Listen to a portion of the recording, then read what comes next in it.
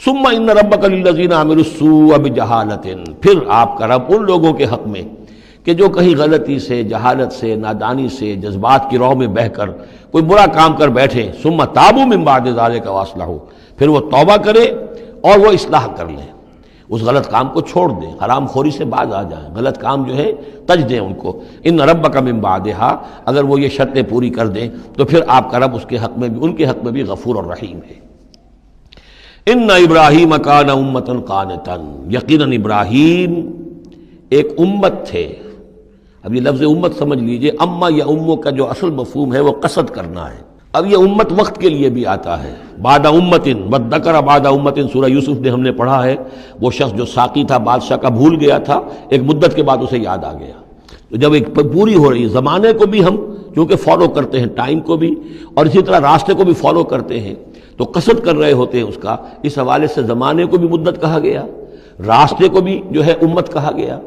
پھر امت وہ بھی ہے کہ جو ہم مقصد لوگ ہیں، میرا بھی مقصد وہی ہے، آپ کا بھی وہی ہے،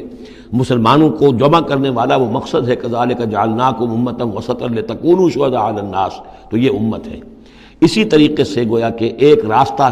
چلانے والے، ایک راستہ بنانے والے، ایک ریت ڈالنے والے حضرت ابراہیم تھے، جو اپنی ذات میں گویا کہ ایک امت تھے۔ ان ابراہیم کان امۃ قانتا، فرما بردار، للہ حنیفا، اللہ کے فرما بردار اور بالکل یکسو، ولم یکن من المشرکین، اور وہ ہرگز مشرکین میں سے نہیں تھے، شاکرا لانعمہ، وہ شکر گزار تھے اللہ تعالیٰ کی نعمتوں کے، اجتباہ ہو، اللہ نے انہیں پسند کر لیا تھا، وہداہ ہو، اور ہدایت دی تھی، الی صراط مستقیم، سیدھی راہ کی طرف،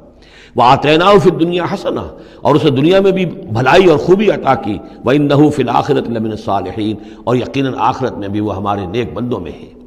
ثم اوحینا الیک، پھر ہم نے وحی کی آپ کی طرف اے محمد صلی اللہ علیہ وسلم، ان اتبع ملت ابراہیم حنیفا، کہ پیروی کیجئے ملت ابراہیم کی یکسو ہو کر، وما کان من المشرکین، اور وہ ہرگز مشرکین میں سے نہ تھے۔ انما جعل السبت علی الذین اختلفوا فیہ، یقیناً یہ ہفتے کا دن ان لوگوں کے لیے معین کیا گیا جنہوں نے اس میں اختلاف ڈالا۔ اصل میں بنی اسرائیل کے لیے بھی دن جو تھا مقرر وہ جمعے ہی کا دن تھا، لیکن انہوں نے اپنی شرارت کی وجہ سے ناقدری کی، جمعے کو چھوڑا اور ہفتے کا دن اختیار کیا، تو اللہ نے پھر وہی ان کے لیے مقرر کر دیا۔ وَإِنَّ رَبَّكَ لَيَحْكُمُ بَيْنَهُمْ يَوْمَ الْقِيَامَةِ فِي مَا كَانُوا فِيهِ يَخْتَلِفُونَ، اور یقیناً آپ کا رب ان کے مابین فیصلہ کرے گا قیامت کے دن ان تمام چیزوں میں جن میں وہ اختلاف کرتے رہے تھے۔